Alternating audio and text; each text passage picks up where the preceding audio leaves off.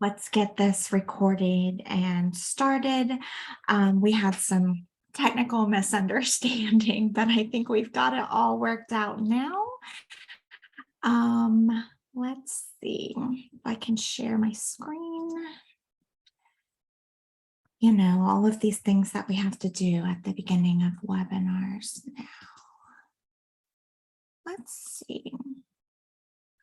Hopefully you can see my slides.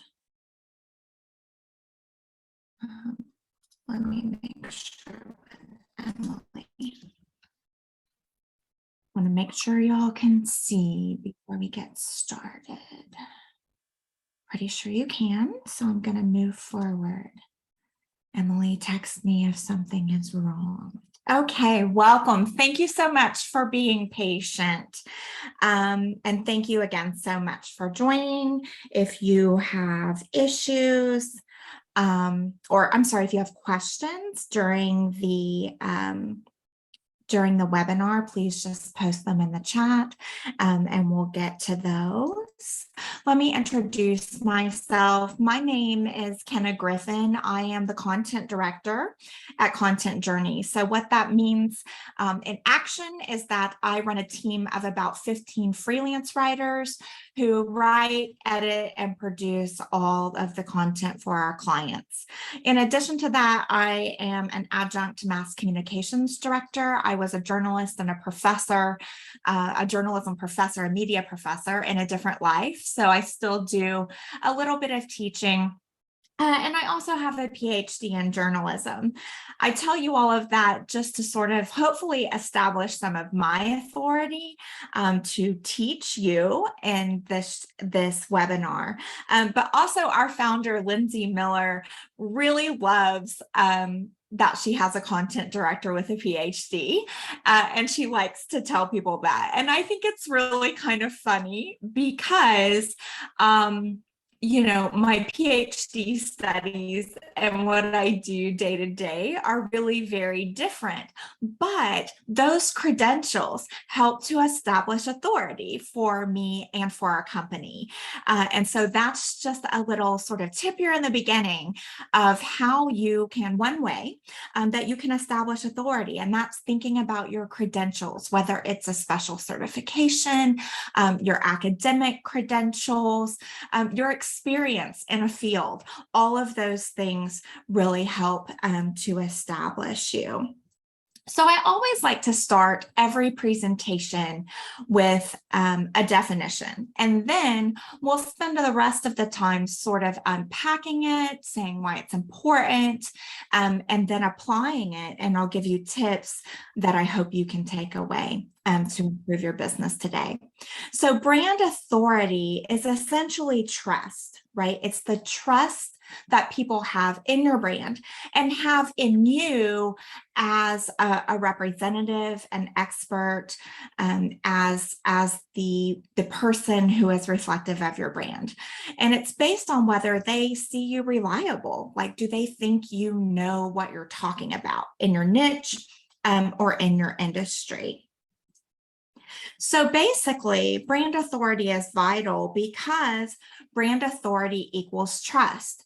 And without authority and without that trust, you're going to have a hard time with sales because people don't do business with you if they don't trust you. And I want to show you just a little bit of data that reflects that idea. And this is all from the Edelman Trust Barometer, but 68% of consumers today say that trust is more important to them now than it has been ever before. And what we're seeing is that these younger generations, basically from millennials to younger, are really into making statements with where they spend their money. They want to do business with companies that they feel reflect their values, that they trust, that participate in causes and support causes that matter to them. So they're not just making purchases, they're really expressing themselves with where they spend their money. So trust is becoming increasingly important.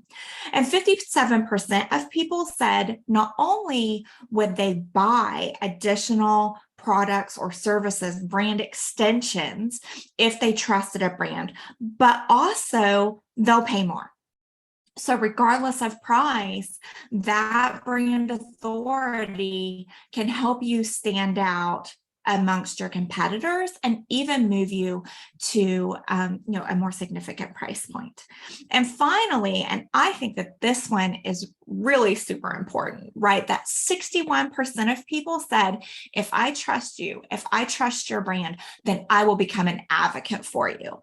And what that means to them is that they'll recommend it to other people. They'll display it in their homes, right? And therefore it becomes a conversation piece. And they'll talk about it, they'll share about it on social media. So in other words, if they trust you, they will begin to market for you. And we know that word of mouth marketing and word of mouth advertising are really key to growth. People will buy things their friends recommend to them. And of course, today, it's not just about what I recommend to you in a conversation. It's that social media recommendation that I'm giving to a mass of people who are connected with me and trust me. So in short, all of that data tells us that trust equals sales, which is the bottom line probably of why you're here, right? You want greater sales and you want to know how to make that happen. It's also important for you to know that trust is not an easy thing to get right now. I just saw a report from Poynter the other day.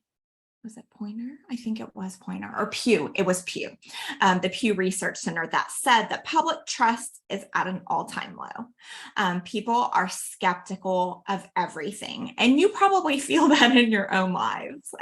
In your own life, I know I certainly do. We have this saying in journalism: if your mama tells you she loves you, check it out. And it's essentially, trust nothing at face value, trust no one. Question everything. And the public really feels that today. So it's important for you to establish your authority and let them know that when they check you out, when they question what they're telling you, when they put your products to the test or put your services to the test, they're going to be happy with the result. In other words, you are worthy of their trust. So there's one limitation that I felt like I would be really misleading you if I didn't mention this. No amount of marketing, no amount of brand authority can make up for a bad product. So trust isn't going to help you if your product or service isn't good. I think that knowing if you have a bad product is a really difficult thing to do because you love your product, you're invested in it, you created it, it's your baby, right? So knowing if it is flawed or just doesn't serve your audience the way it should is really difficult, right? So I thought about this and, what's a really easy way to know if you have a bad product? And I do think there is a really easy way. And that way is, do you have repeat customers? If you have repeat customers, people who are coming back to buy your product repeatedly, people who are subscribing to your services, people who are not only using your service, but recommending it to their friends, then you have a viable product, right? You have a product that has a market of some kind, right? Or of some size. So that's a pretty easy test. I'm assuming that if you're here, you have a strong product or service and you're just hoping to take something away from this that can help you really market it. So I have some tips. I love to teach in tips. Okay, so to me, a tip is basically a morsel, right? It's something that you can take away that if you do this thing today, and you can start doing it today, that it will make a difference in your business, that it will make it worthwhile for you to have spent this time in this webinar. So I have 12 of them. I believe, 12 tips for you on building brand authority. And I hope, like I said, that you're probably going to recognize some of them. Others, you'll go, that's a really good idea and I should do that. So let's get started. First, you have to establish your platforms. So where are you going to show up for your audience? And hopefully, if you're here, you already maybe have a website. Or you have social media channels. Focus first on the land that you own, right? What belongs to you? Your website belongs to you. Your brick and mortar store belongs to you. Your blog belongs to you. And then supplement that with things that others own that help to spread exposure for the land you own. So things like social media outlets. When you're thinking about where to establish your platforms, one of my favorite and very well-known productivity experts, David Allen, says you can do anything, but you can't do everything. I'm going to repeat that because I think it's so important. You can do anything, but you can't do everything. And it's really important to think about that when you're establishing your platforms. It's better to show up and do it really well than to spread yourself thin, trying to be everywhere, trying to be everything to everyone, and to not do any of it really as well as you want to. So think about where it's best for you to spend your time. Where is your audience already?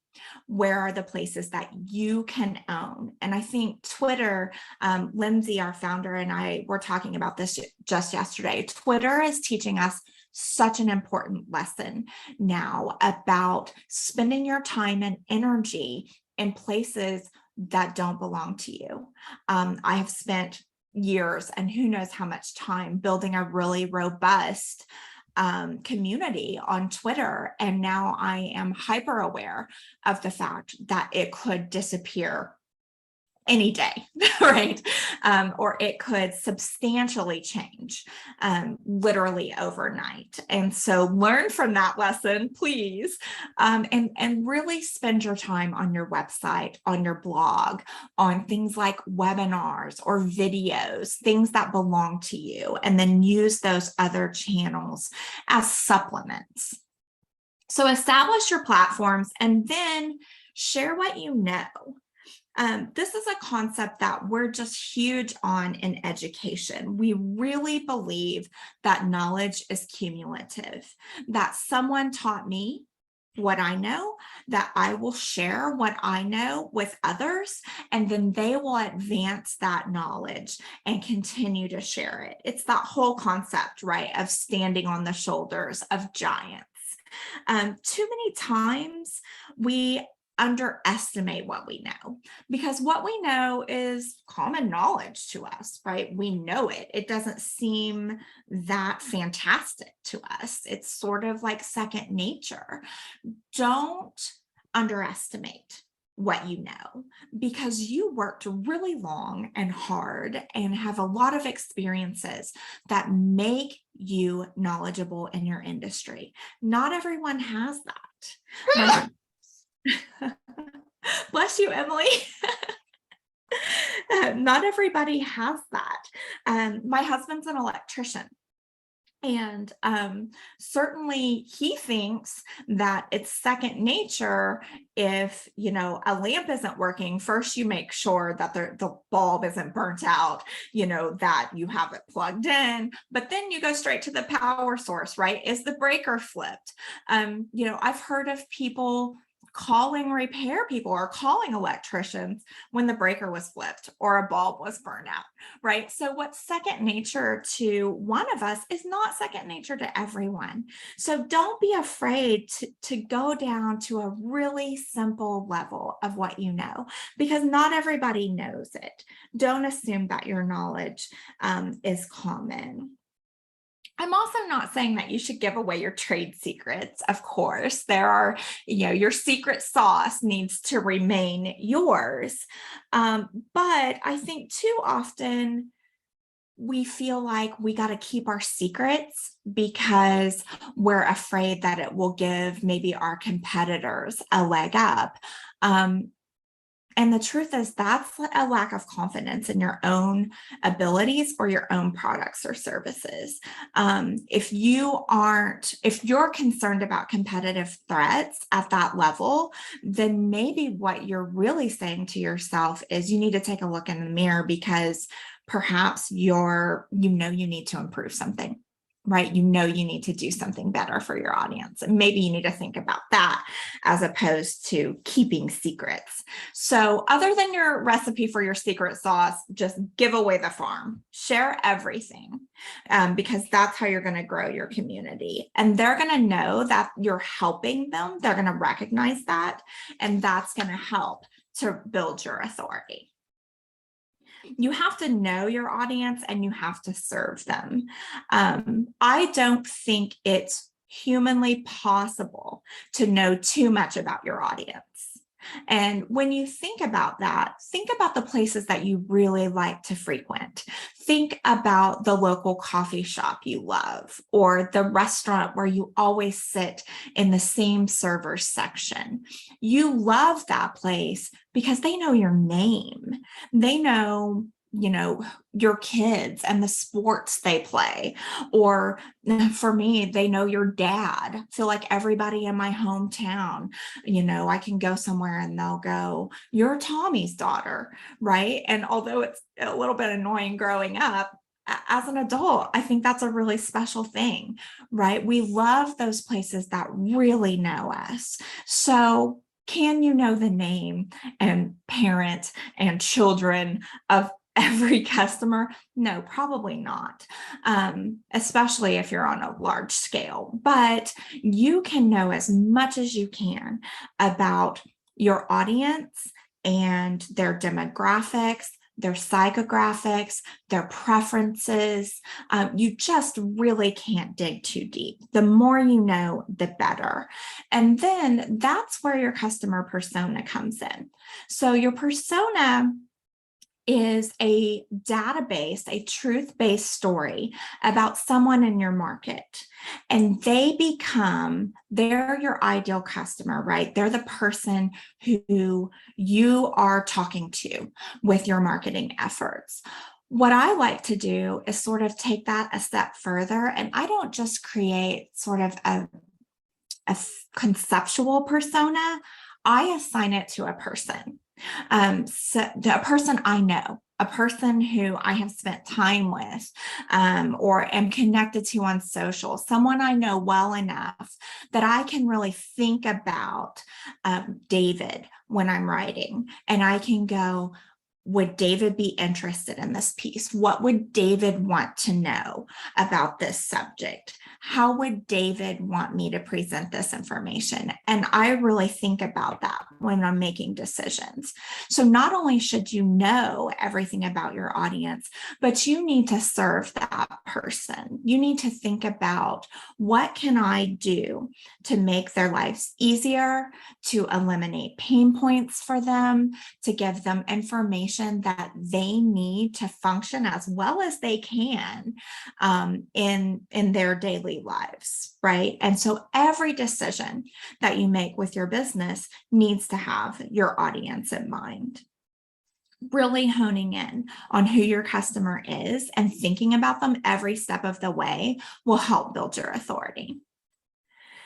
This is probably the most difficult point that I will give you. And if I were going to guess, this is likely where you're falling down, because while it sounds so easy to show up regularly for your audience, it's a lot of work. So let me talk about what that means, what it means to build community, to be a source of information that your audience can rely on, to be there sometimes even when they don't know that they need you or need your information right at that point. That means having a really strong website. A website that they can go to that's not only visually appealing, it's easy to navigate, and it has the content that they need, that they can answer a lot of their questions on their own, and they can understand the information that you're providing them. It means blogging, showing up to share your expertise in writing. How many times you post on your blog really depends on, your capacity, but we recommend at least twice a week.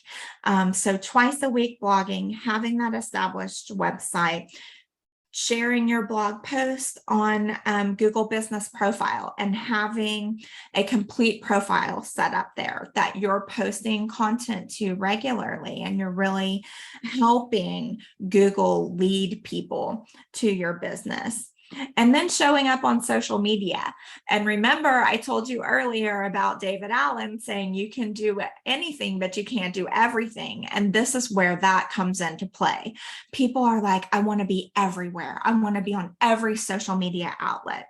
But let me tell you what that looks like in action. So according to Hootsuite's most recent research on how often you should post on Facebook at least twice a day. You should post on Instagram once or twice a day. You should post on Twitter at least 5 times a day. And you should post on LinkedIn 1 to 5 times a day. So if you think about that, if you think about you've got your website that is updated less frequently, right? If you've done it really well, you are still going to have to go back and update it, but not every day. You've got your blog that you are blogging on at least twice a week. You're sharing that on Google Business Profile, and then you're showing up on social media. And remember, those numbers are how often you're posting. It doesn't count how frequently you need to go there and engage with people who are part of your audience and part of your community there. I was surprised by a couple of these numbers too, because I'll tell you that they're different than what I had learned and what I have been practicing. So LinkedIn really surprised me. 1 to 5 times a day seems like a lot there. I was taught no more than twice. So clearly that's changing. And I think that's a really important point too, that you have to stay up to date on these things because social media is evolving and it's evolving really quickly. Twitter, at least 5 times a day is really minimal to me. I was taught 10 to 15 times a day. So it's important to think about what does your audience need from you, and to keep an eye on these things because they do change and evolve. So think about the hours in your day that it takes to really show up regularly. If you're showing up regularly online for your audience, you're doing something for probably an hour or 2 each day. And that's outside of thinking about your business and its growth. Displaying social proof. Social proof is essentially how other people see that people love your products and services, that people love them, that they use them, that they can't live without them. So thinking about social proof, I gave you a little bit of social proof at the beginning of this webinar, talking about my degree, my credentials, right? So academic credentials, accreditations, certifications, awards in your industry, reviews, testimonials and recommendations, counters, numbers of followers, numbers of buyers, customer numbers, specific numbers of products sold. Essentially, what you're trying to do is create FOMO, right? You want people to see people are using my product, people are interested in my service, and you're going to miss out. You're going to miss out if you don't subscribe. So creating FOMO, when you use social proof, you create FOMO because people don't want to miss out, and you minimize the risk of trying your product or service if they've never used it before. Basically, you're saying, look at all of these other people who love what we do. You will probably love it too. So it's okay to spend your money here. A little point here too is I think that you need to remember that it's okay to kind of brag. Right. It's okay to brag about your business. It's okay to brag about the number of awards you won or the number of customers you have, because honestly, if you don't promote your business, who will? Right. So don't be afraid to put those things out there. We talk about show, don't tell in writing. This is a phrase that we often use in writing when we're talking about how you can just tell a reader something versus how you can use like descriptive verbs or descriptive words to help them envision it, help them feel it, help them use their imagination. You can take this sort of a step further in marketing and don't just tell people your product works well or your product is really good. Show them videos of how your product works. Think about tutorials. Show them before and after pictures. Think about using data that supports your results. Anything that you can do. Again, we're minimizing the risk. Think about how how just delightful those power washing videos that you see on TikTok are. You just love to see like the cleanliness of the driveway as the person is power washing it. People believe what they see with their own eyes. So if you can show them how well your cleaning product works, then they're going to be more likely to buy it. So I was at the mall the other day, and I had noticed that morning that my concealer had dried out, my under eye concealer. And, you know, women of a certain age use concealer every day. We have no choice. There just comes a point in our lives where we have dark circles under our eyes. Unfortunately, the mall I was at did not have a store that carried my regular brand. So I stopped at the MAC counter and I told this woman what I needed, and she immediately picked out the concealer that she recommended. And then she had me sit in a chair and she put it on me. So she didn't just tell me what I needed. She showed me that it would work for me. So then I was like, you know, I've been looking for this perfect red lipstick. And I had noticed that she had on this beautiful red lipstick, but she and I did not have the same skin tone. And so I didn't really know, you know, if what she was wearing would work for me.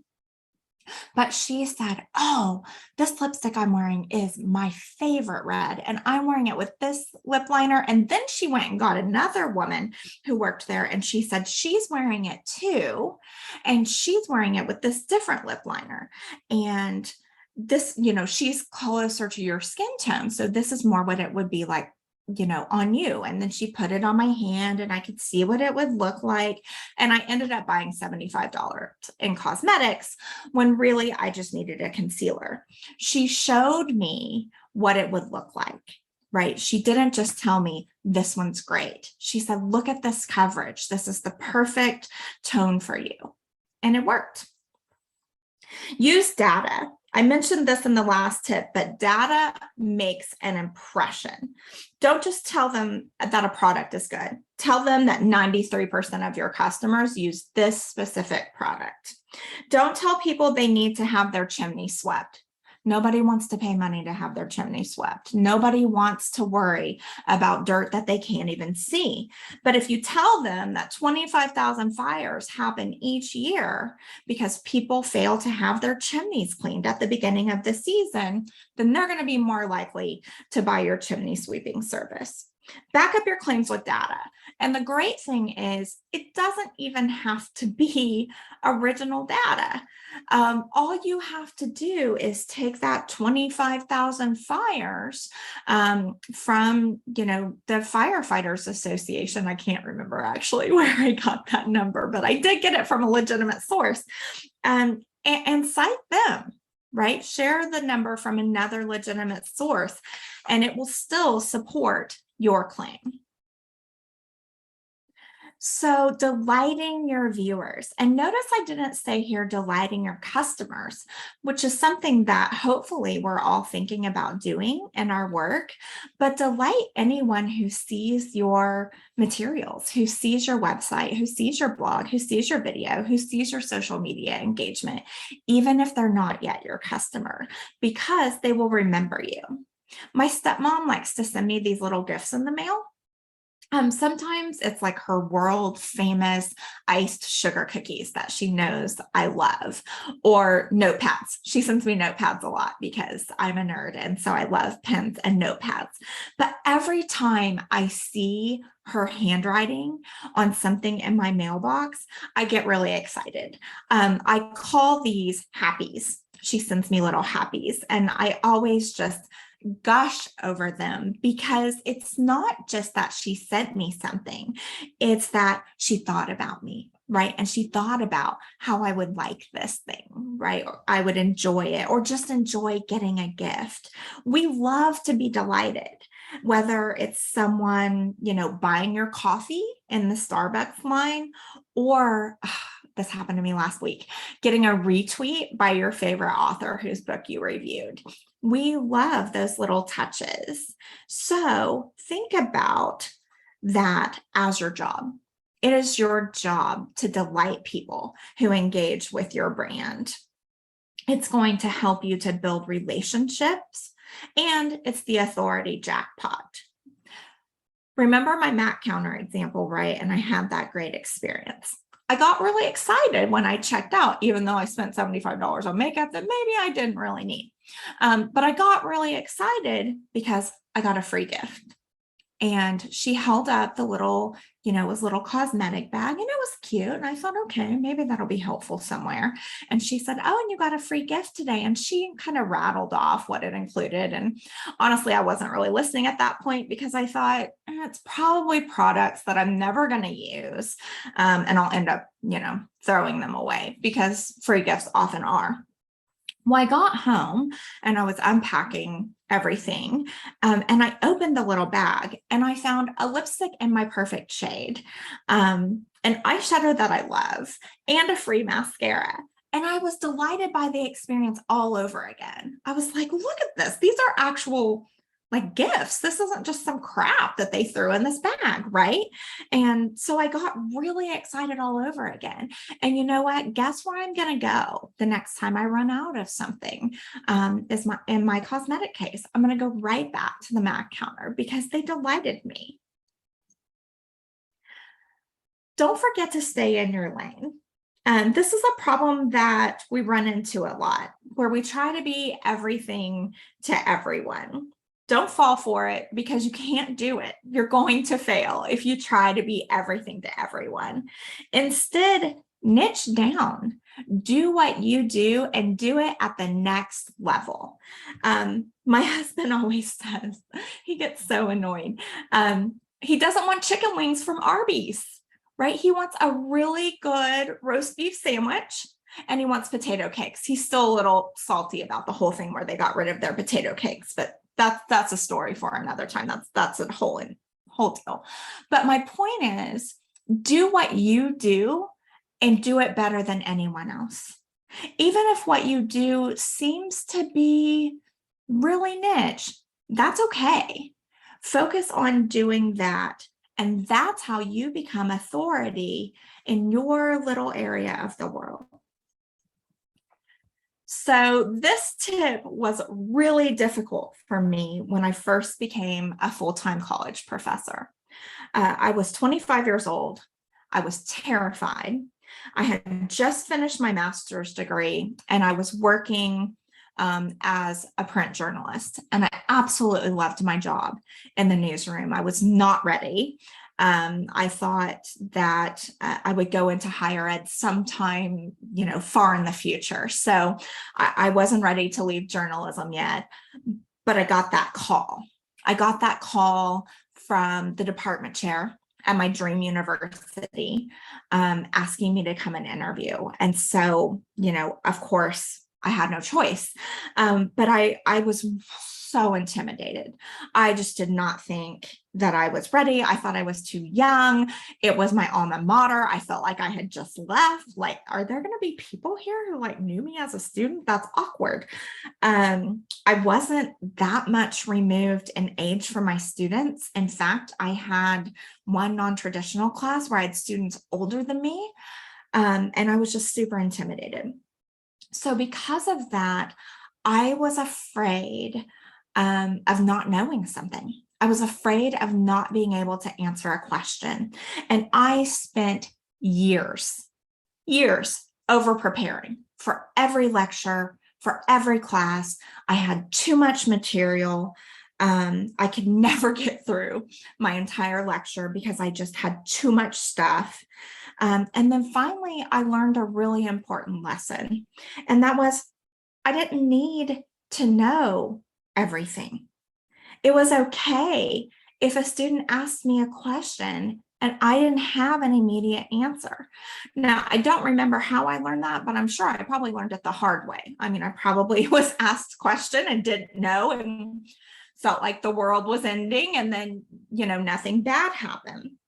But by pretending that I knew and by prepping at a level that wasn't really sustainable, I didn't help my students learn more. I didn't help them respect me more. I didn't help them like me better. I was just burning my own candle at both ends. And so it's okay, even in your niche, it's okay to say, I don't know. It's okay to say you don't know. What's not okay is to leave a customer or a potential customer sort of flailing about, right? So it's okay to say, I don't know, but let's find an answer, right? Let's Google it together, or let's ask so-and-so who's an expert in this area. So some of the people really who I consider leaders in their industries, who I really respect and trust, regularly tell stories about how they failed, or how they didn't know an answer, or how they responded to challenges in a way they wish they hadn't. They wish they'd done something differently in retrospect. It shows humanity. And really, that's what helps establish your authority. Perfection, we're skeptical of, right? But humanity will trust more. So it's okay to say, I'm sorry, I don't know. I don't know the answer to that question. Let me help you find out. And that's the key next step. So I told you to brag about yourself and your business, and I meant that.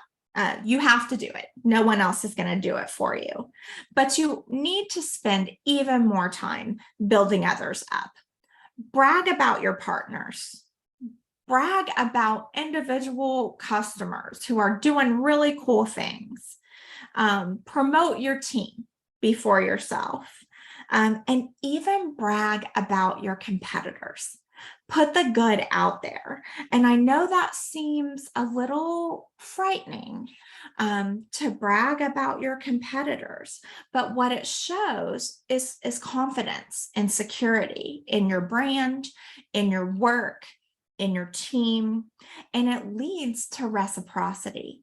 And so instead of having, this enemy over here who's one of your competitors, you can say, oh yes, we do this really well, they do this really well, or we can learn this from them, right? So think about, I'm not saying, you brag about how much better than you they are, but there's probably something that they do that you don't, or they know that you don't, or, maybe you can just say that they're a really nice person. So build others up. And then you have to love what you do. And this is kind of my cheesy sort of ending point, right? But my academic research is journalism and trauma.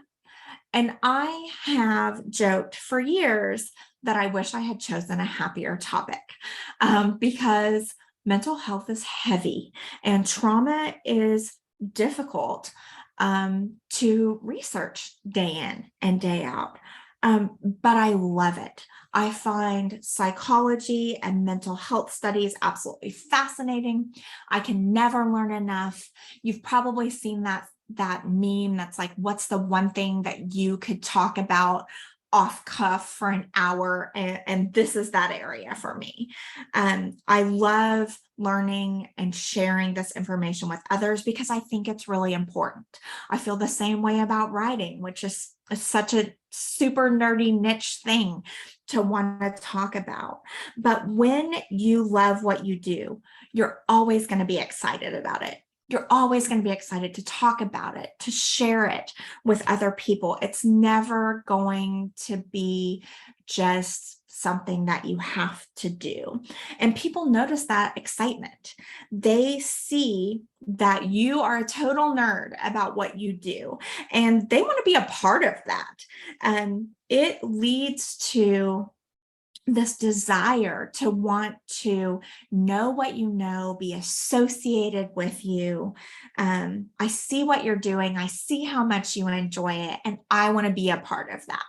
And that will really draw people to your organization.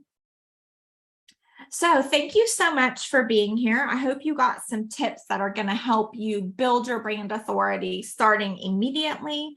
I always love to chat about things marketing related, writing related, editing related. We talked a lot about how long this can really take, how much time and energy it can take, not only to establish your brand authority, but to keep cultivating that. And that's one of the things that we do for our clients here at Content Journey. We help you establish and cultivate your brand authority so you can spend your time growing your business. So if you want to work with us to help you do some of that newsletter writing, blog content, product or service pages for your website, social media management, we would love to talk to you more about that. So at the bottom, you can find my Twitter handle on the left at Prof. Kerg. If you want to email questions or comments to me, or if you'd like to know more about what we do at Content Journey, you can email us at hello@contentjourney. And then finally, if you want to know more about something like, say, social proof or something else that I mentioned in this presentation, you can find a lot of information about what we do and also information in the industry on our website, contentjourney.com. So I would love for you to reach out. I'm happy to be available for you. And I'm going to stop my share now to see if we have any questions. If you have questions, feel free to put them in the chat. I'll give you a few minutes in case you have something you want to share with me.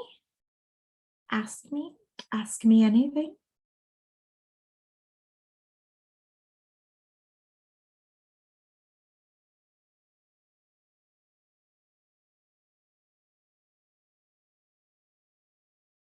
Oh, there's one. Hey, Elena. I didn't know you were here. I'm so happy to see your name. When building up a competitor, would you recommend also doing this in email or other communication? You know, I would say do it where it seems appropriate, right? So I was specifically thinking when I was giving that example of one of our local competitors. And one of the things that we don't do as much of at Content Journey is social media management. We do social media promotion, but we sort of limit how much social media management we do for people. We don't want to be your agency that spends, all day, every day on your social media. And so they do that. We don't. So I might recommend that if you're really into social media management and that's what you think you want or need from an agency, perhaps you should talk to this person or talk to this person. So it's really about being a resource when you can. This other agency that I'm talking about just won some awards that we didn't enter. I want to say that. Surely we would have won them all if we had entered, but we didn't enter them and they won some awards. So it's like when I saw that, I tell them, congratulations, I'm happy for you and your team kind of thing. So I think there's a right time and a place to do that. be a resource to people. Hopefully I answered your question. If I didn't, you know where to find me. Marcus, hey, oh my gosh, it's like a gathering of my former students. Good to see you here, Marcus. I'm glad you're here. Let's say you are working with high school students and you're wanting them to trust you about the future that they don't know about yet. What are some ways to work with younger students and developing trust? That is so tough, right? Because you have probably heard me say before that until you're 26 for young men, your brain is not fully formed, right? So when they're in high school, they're not thinking, just like you weren't, just like I wasn't, they're not thinking very far ahead, right? So you really have to focus on decisions that they need to make right now for their sort of immediate future. You're right in that the high school students probably aren't going to be wowed by data. I would use examples, right? Examples of students you've worked with. I know you were at the university level for a while. And so talking to them about, I had this student or I knew this person, right? And that's sort of a form of social proof too, to tell them, here's an example of someone who experienced something like you. And that will help them and also help you sort of establish your expertise as much as you can with a high school student, trying to relate to them on their level and not talking just too incredibly far ahead. Because let's be honest, when you're in high school, you're really more concerned like about your crush and the next football game. And then you're sort of thinking back here about, yeah, I need to be thinking about college but I have to work tonight, so there's a lot going on when you're in high school. So thinking about sort of their next best step. I used to say when I was a professor at OCU, I would say, I wish every student could see as a freshman the look on a student's face as a senior when they recognized that they didn't have anything for their portfolio or resume, because it would change the trajectory of their college experience. And I think that's sort of something that you're dealing with high school students, wishing every one of them could see what things actually do matter, their participation and their leadership and their grades, and carving out their niche. Also, a little soapbox for me is, don't assume that all of your kids are going to go to college. College is not for everyone. So there are incredible careers that are available in trades and tech. And, those are just as good of options for students as college. So thinking about introducing some of those kids who might not be college bound to what their viable, important options are. I hope I answered your question, Marcus, but if I didn't, you know where to find me. It's a tough one, developing trust with younger kids. Knowing that you're there and they can rely on you is important.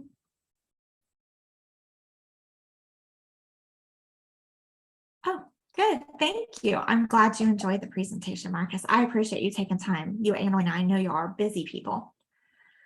Busy people. Any other questions before we wrap up?